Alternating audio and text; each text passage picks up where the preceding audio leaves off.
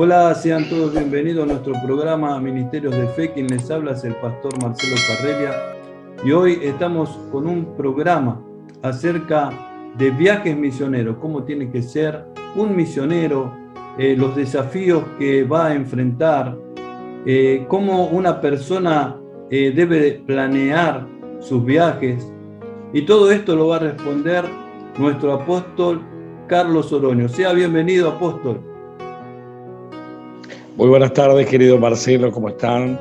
Bendiciones a toda la audiencia de este ministerio multitudinario y gozoso en esta tarde. Y les adelanto que quizás muchas de las preguntas que me haga Marcelo y de las cuales hemos estado planificando, quizás no pueda llegar a contestar todo porque en realidad siempre tenemos no llegamos a completar lo que es verdaderamente ser totalmente un misionero. Yo lo que puedo aplicar en esta tarde y poder transmitirle a aquellos hermanos es vivencias, lo que he experimentado, lo que Dios me ha capacitado para poder estar en dicho ministerio, ¿no? En dicha función. Amén. Muchas gracias por darnos este tiempo y muchas gracias por poder compartir su experiencia con nosotros, que a muchas personas les estará hablando para poder tener un mejor llamado, un mejor ministerio, poder desarrollarlo de la mejor manera. El Señor Jesús nos dice en San Marcos, capítulo 16, versículo 15, dice: id por todo el mundo y predicad el evangelio a toda criatura. El que crea y sea bautizado será salvo, pero el que no cree será condenado. Estas señales seguirán a los que creen. En mi nombre echarán fuera demonios, hablarán nuevas lenguas, tomarán serpiente en las manos y aunque beban cosas mortíferas no les hará daño. Sobre los enfermos pondrán las manos y sanarán. Esto yo sé que usted lo ha vivido. Esto es su llamado y el llamado de todo cristiano. Es una comisión de Jesús para todo aquel que en Él cree. Uno se prepara en el seminario o en el seminario de la vida y comienza a predicar el Evangelio. Y de repente se encuentra que está viajando. Y en ese viaje se encuentra con personas de otras culturas. ¿Cómo se tiene que mover usted ahí en esa cultura? ¿Cómo tiene que presentar el Evangelio? Primeramente quiero aportar esto, querido Marcelo, en cuanto a lo que Dios va preparando en nuestro corazón, nuestra vida. Sí, sabes que cada uno de nosotros conformamos una familia. Muchas veces también la familia debe prepararse para que el varón de Dios o la mujer misionera tome esta función, ¿no? La de salir. Y una de las cosas que a mí Dios me respaldó en un primer momento fue con su palabra, ¿sí? Cuando yo sentí esta pasión de predicar la palabra de Dios, el Evangelio, inmediatamente, como también dice la Escritura, que el apóstol Pablo, una vez que fue liberado de esa ceguera y de haber estado varios días, inmediatamente él comenzó a dar testimonio. Esto es lo que me sucedió a mí. Y muchas veces nos encontramos con que, mucha gente dice, no es necesario ir tan lejos para predicar la palabra. Cerca nuestro tenemos una cantidad de almas que necesitan el mensaje del Evangelio de nuestro Señor Jesucristo. Y es verdad, y es cierto.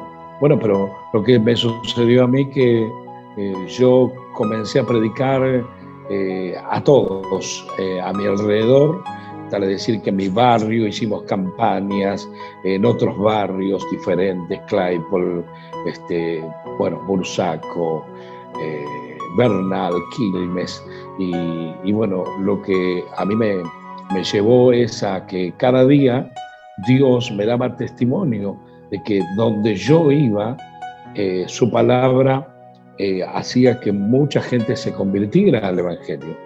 Entonces pasó un tiempo, ya tuvimos nosotros no solamente la iglesia, sino una radio, y a través de esa radio Dios nos comenzó a hablar, principalmente a mi vida, y bueno, cuando hablo nos comenzó a hablar también, incluso a mi familia, ministros que estuvieron al lado mío, como podemos decir, mentores, gente experimentada, avanzada. Por eso yo siempre digo que Dios siempre me puso al lado de hombres de Dios como yo estoy contigo, y que realmente es un privilegio saber del llamado que tú tienes, y de otros siervos, como me tocó vivir y experimentar, estar trabajando al lado de hombres como Jaime Van Puerta, Tito Di Rocco, bueno, un montón de gente, Benny Hinn, Gigi Ávila, hasta coordinar sus campañas, estar con más de 100 pastores en un mover y juntar allí, por ejemplo, en el autódromo 120.000 personas. Eso ya fue dentro, digamos, de cuando ya estaba experimentado. Pero en el principio, cuando habíamos estado predicando en barrio, a una localidad, nos trasladamos, hicimos filiales, ya Dios nos comenzó a toda la familia a experimentar esto de conectarnos con mucha gente. Gente que viajaba a la provincia, gente que viajaba al exterior. Y bueno, y lo primero que confirmó mi llamado de predicar la palabra, como dice esta escritura, fue una invitación. Yo ya desde un principio le decía al Señor: Señor, henme aquí. Señor, a donde tú quieras enviarme, iré yo. Y una invitación confirmó, ya que yo había estado grabando mis alabanzas, que había estado grabando también por la radio mis mensajes. Llegaron pedacitos de mensaje. Estoy hablando del año 1990 aproximadamente. En el año 1983 nos convertimos. En el 89 salió mi primer, en ese tiempo, disco, cassette. Mucha gente quizás desconoce lo que era un cassette, pero bueno, un CD, hoy es todo digital, ¿no? Pero cuando teníamos la radio nos permitía por ahí tener pilas de cassette, de CD.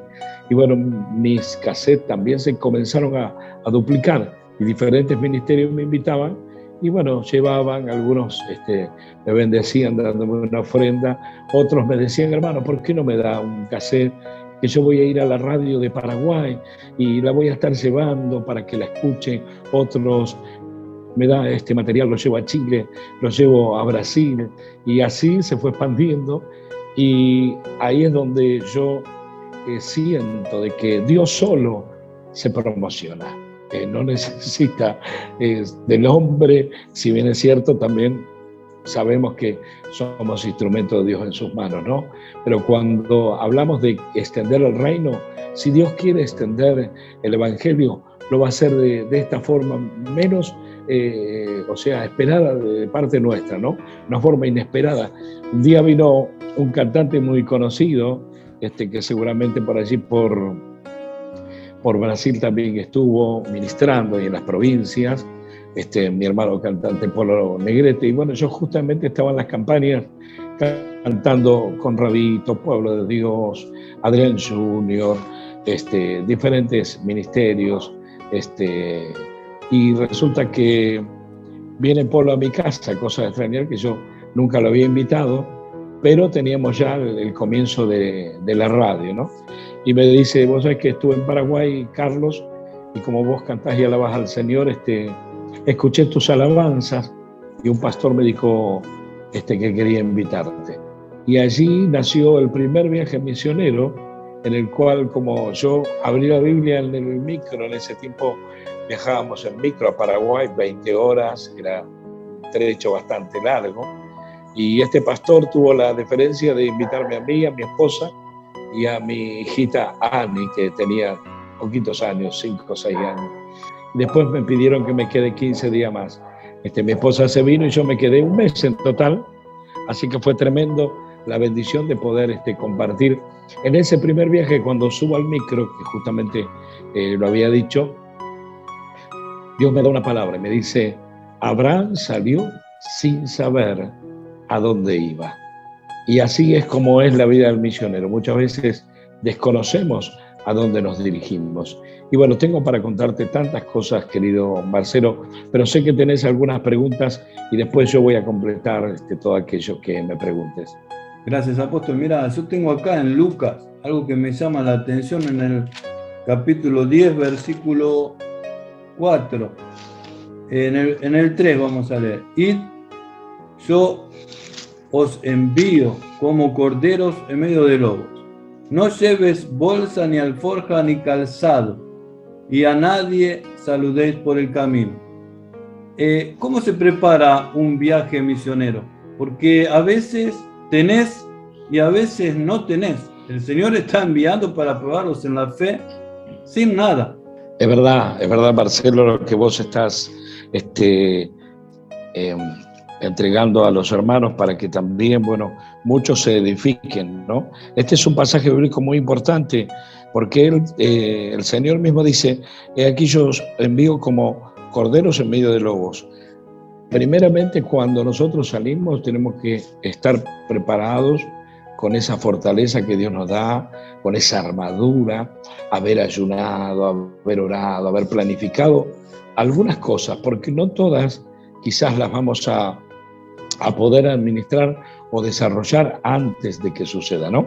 Por ejemplo, cuando es una iglesia, una organización, alguien tiene que viajar, no sé, de pronto a Centroamérica, a Estados Unidos, a Inglaterra. Si es una organización, muchas veces no hay problema. ¿Por qué?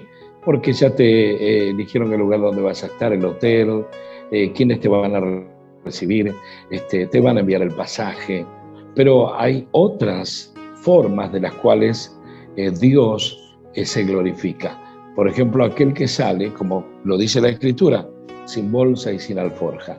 Yo te cuento y te digo, bueno, en los primeros viajes yo me iba con 3 trajes, con 10 ropa interior, 10 pares de media, 4 o 5 pantalones de vestir, 3 vaqueros. Llevaba una bolsa y otra valijita y una taché. La cosa que después Dios me empezó a mostrar de que yo tenía que salir con mi muda y otra muda más y listo. Tenía que estar muy, se puede decir, liviano, porque si yo tenía que viajar y me tenía que mover, me ha pasado de que yo con esa valija he renegado y he llegado a Buenos Aires sin usar esa ropa. Y ahí es donde Dios me habló y me dijo, mira, yo os envío así. ¿Por qué? Porque voy a encontrar muchos hermanos consiervos, pastores, que asimismo me ha sucedido. Te van a bendecir. ¿Por qué razón? Porque cuando ellos bendicen, no solamente tú vas a ser bendecido, sino los que quedaron en tu cuartel general, en tu iglesia, porque vas a traer regalos, vas a poder bendecir también a los hermanos, a tu familia, a tu esposa, a tus hijos.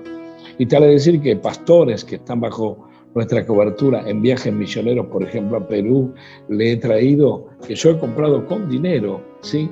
De pronto ropa a mi esposa, y me ha tocado experiencias muy tremendas de que, por ejemplo, en medio de una agenda que yo tenía en Brasil, alguien me cortara la agenda y me dijera, pastor, 1000 perdones, pero nuestra organización cambió el programa y no lo voy a poder recibir. Y estas son cosas que duelen demasiado. Haber sacado un pasaje, haber invertido, comprometiéndose la otra persona que te lo iba a restituir, porque vos vas a hacer una obra que va a bendecir a esa organización. Sin embargo, hay veces que la organización no se enteró totalmente. Fue ese pastor local que hizo una planificación y dijo, pastor, no se preocupe que nosotros vamos a pagar el pasaje, por ejemplo, en Brasil. Y encontrarme en esa divergencia, pero Dios glorificarse, porque inmediatamente cuando me quedé ese día sin lugar para dormir, pernoctar, hubo otro ministerio que, conociendo mis alabanzas, me invitaron y me dijeron, usted puede estar con nosotros todos los días que le resta para el pasaje de avión que tenía que viajar de vuelta. Y yo le dije, bueno, yo voy a estar ayudando con mis dinero, crucero y eso que tenía. Y lo que me dijeron, bueno, no, hermano querido, porque nosotros queremos bendecirle. Y muchas veces nos toca experimentar, por ejemplo, me tocó estar en Tucumán, en pleno problema que había aquí del Corralito en Buenos Aires, y estar en Tucumán predicando, y mi familia vivir una experiencia muy difícil. En la provincia se hacían fogaratas en cada esquina, era muy difícil, y allí en Tucumán los supermercados eran saqueados, y yo estaba allí con una familia, con el apóstol que ahora está en la presencia de Dios, Héctor Mario González, un pastor que con su esposa Eva me fue de mucha bendición, me abrieron todas las puertas después de una campaña que fuimos de visita porque nos invitaron, y de ahí hice más de 10, 15 viajes a la provincia de Tucumán. Y bueno, y resulta que estando en pleno saqueo, Dios me había enviado ahí, y justamente este pastor me dice: pastor, qué bendición poder tener un misionero que venga y nos traiga aliento a nosotros, los pastores que estamos acá, porque estamos experimentando momentos muy difíciles. Nuestra gente está sin alimentos. Las calles están abarrotadas de policías. No había trabajo. Los cañaverales que de pronto habían estado ahí cosechándose, aquellos lugares donde se hace el azúcar, se habían cerrado los lugares estos que eran silos y también azucarales donde se juntaban y se producía los ingenieros estaban sin trabajo. Era una cosa impresionante, y Dios utilizándome. Otra vez Dios me habla para ir a Tucumán cuando yo estaba en Buenos Aires, en otro tiempo, ¿sí? Pasando todo esto. Y me dice Dios: necesito que estés en Tucumán mañana. Y yo digo: no, soy yo, porque muchas veces la gente recibe la orden pero piensa que es uno mismo y es Dios. Y yo llego al otro día porque no me negué, y había, gracias a Dios, tenido la respuesta de mi familia de proveerme también para el pasaje. Y llego allá y el pastor me dice: apóstol, acabamos de ir a llevar a nuestro nieto al cementerio porque falleció ayer. Y ir y llevar una palabra de aliento porque Dios me había enviado. Tremendo, esa cosa que uno experimenta y que hoy mismo se quebranta. Y cuán bueno que es Dios. Que en esos momentos donde aquel hermano necesita un misionero, un hombre de Dios puede llegar y transformar la atmósfera que es de luto, de dolor, de angustia, en gozo de saber que tenemos un Dios que nos promete la resurrección de entre los muertos. Amén. Qué lindo testimonio, ¿no? Testimonio de vida, testimonio de transformación, ¿no? No solo uno es transformado, Dios nos usa a nosotros para transformar personas, pero a través de esa transformación también nos transforma a nosotros. Marcelo, esto no es ningún secreto. Acá dice la palabra el que cree.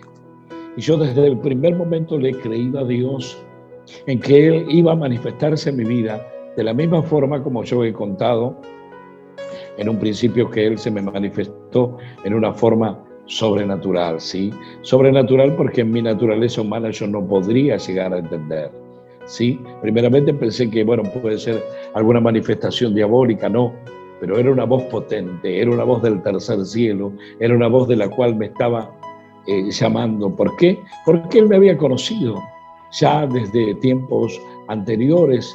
Dice la Escritura que Él nos conoce desde antes de la fundación del mundo, mucho antes que, como dijo Jeremías, desde el vientre de tu madre te escogí. O sea que en el vientre Él ya nos escoge, pero desde antes de la fundación del mundo Él ya nos, y bueno, en todas estas vicisitudes, por ejemplo, vos me decís, ¿cómo puede ser un misionero tiene que afrontar dificultades? Y sí, un misionero tiene que presentarse como un buen soldado de Jesucristo y esperar la orden de su general, ¿sí?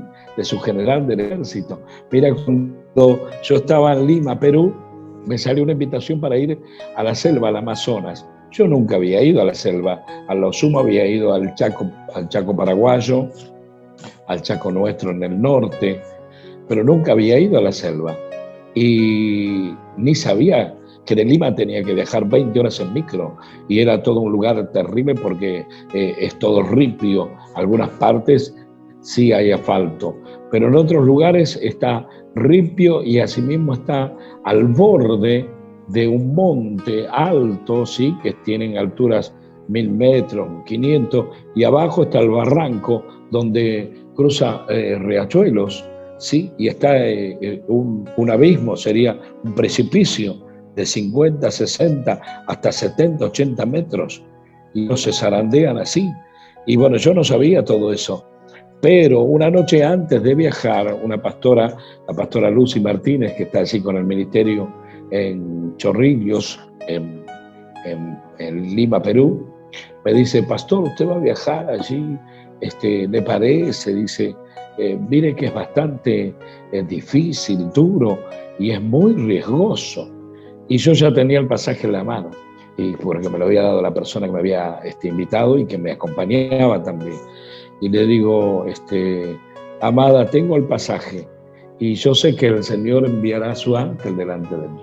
Una noche antes de comprar yo el pasaje, yo ya me había enterado, y muchas veces los hermanos pueden enterarse por los informativos estos internacionales, RT, no sé, por ahí de pronto hay otros canales internacionales, que caen los micros de los barrancos en todo lo que vendría a ser la parte de Centroamérica, Ecuador, El Salvador, Perú. ¿Por qué? Porque los montes comienzan, en las lluvias, comienzan a desboronarse y tapan las carreteras. Y cuando vienen los micros se encuentran con que tienen el paso muy finito. Y a veces vienen de frente también. Y se había desbarrancado micro y sea pastores que viajaban ahí arriba. Y bueno, yo me fui.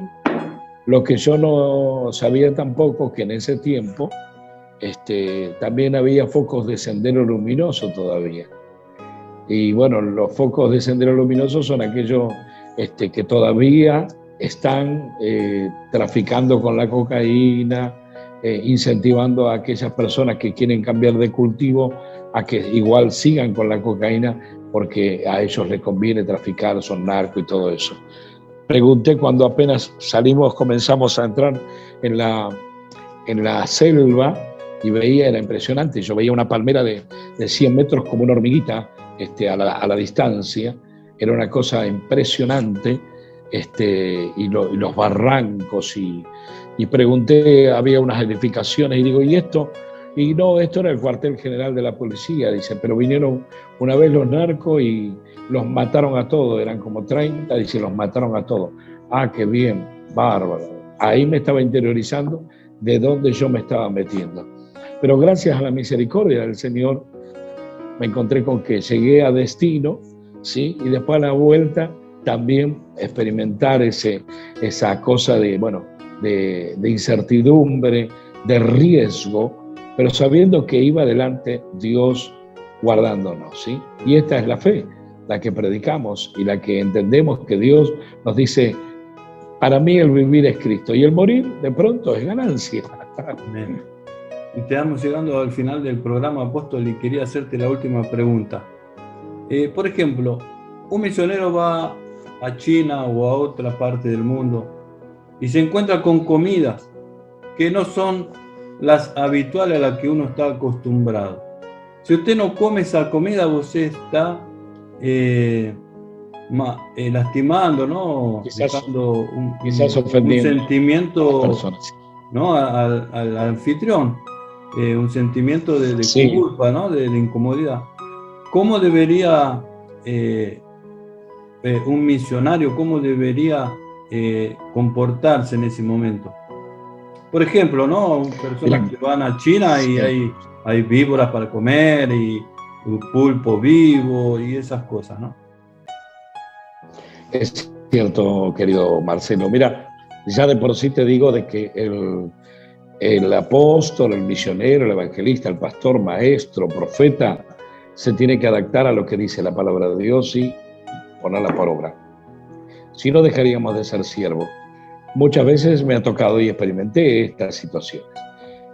Por eso desde un comienzo mis pastores, mis consiervos, me enseñaron de todo lo que me pongan en la mesa, de todo yo tengo que participar. Quizás si te sirven un plato abundante no vas a comer quizás todo, porque bueno, te va a descomponer si no estás acostumbrado. Pero lo importante es que tú puedas, aunque más no sea, probar un poquito, ¿sí? Por ejemplo, yo tengo por conocimiento que el caimán, el cocodrilo, en otros lados se le llama de otro nombre, ¿no? Es como el pollo. La misma serpiente también es como si fuera pollo. Yo comí conejo y es como pollo, liebre y es como por ahí de pronto un poquito más durito. Pero quiero contarte esto, ¿no? En este sentido, ¿no? Que no tenemos que estar haciendo problemas, porque Dios se encarga. Y fíjate que me ha tocado en otros viajes de estar de pronto en Chile, de estar en Uruguay, Ecuador o mismo Perú, de decirme, hermano, a ustedes les gusta este plato, y vienen y te lo hacen como queriendo bendecirte, por supuesto, porque estás lejos de tu tierra. O sea que está lo otro también, ¿no? De que la gente te bendice. Estando en Paraguay, yo no conocía lo que era la chipa, o la conocía muy poquito, ¿no? La sopa paraguaya, la chipa guazú. Empecé a aprender el idioma, de ya tendré vasaco este día, pues, hermano, fuera. O sea, y cuando tenía hambre, chavaré, o sea, esas cosas que uno ha experimentado en el fragor de la batalla, y saber que uno tiene que obedecer a la palabra y nunca Dios te va a permitir avergonzar. O sea que no te avergüences, porque vos sos un hombre de carne y hueso, y también podés hablar con estos hermanos y decirle, puedo comer esto otro, quizás lo desconozco, voy a probar un poquito, y no se van a ofender.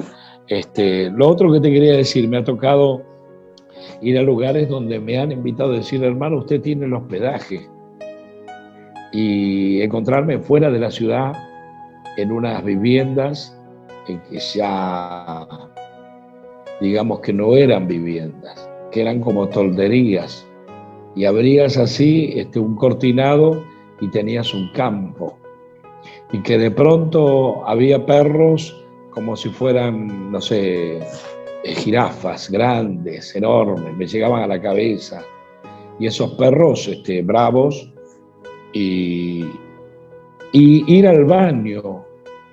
Ellos tienen en los baños al fondo, como 20 metros, por causa de los insectos, de las moscas. Esos son en lugares como, por ejemplo, el Chaco paraguayo. Esos baños le dicen letrinas, y ellos tapan con tierra, no tienen pozo de baño, cloacas como quizás en la ciudad. Y cuando tú estás encargado de ir y predicar, a mí me tocó estar en el Chaco paraguayo, dormir con los huichí, con los toba, y ellos me prepararon un elástico, un colchón, fueron muy amables, me dieron leche de cabra, fueron muy, pero hermanos amorosos, y juntar una cantidad de hermanos para que yo les predique.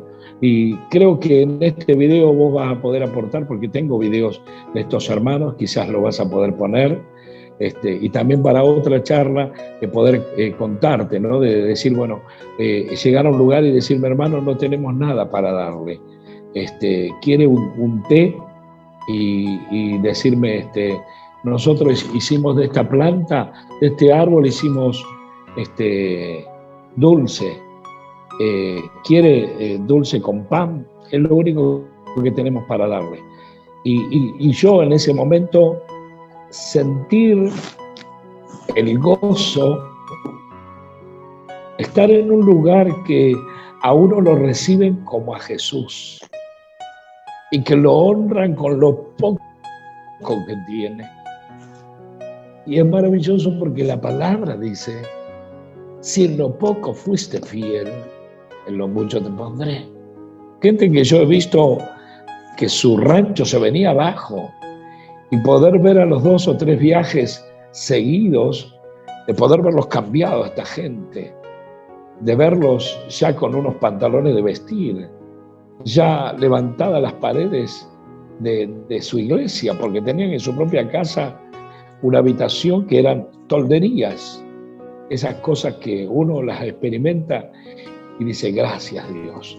Y de pronto venirme acá a mi casa y empezar a rascarme por todos lados y tener mis piernas impregnadas, porque me tocó dormir en un lugar donde dormían las gallinas también. Los hermanos allá en el campo algunas veces permiten que los animales dentro de la cocina.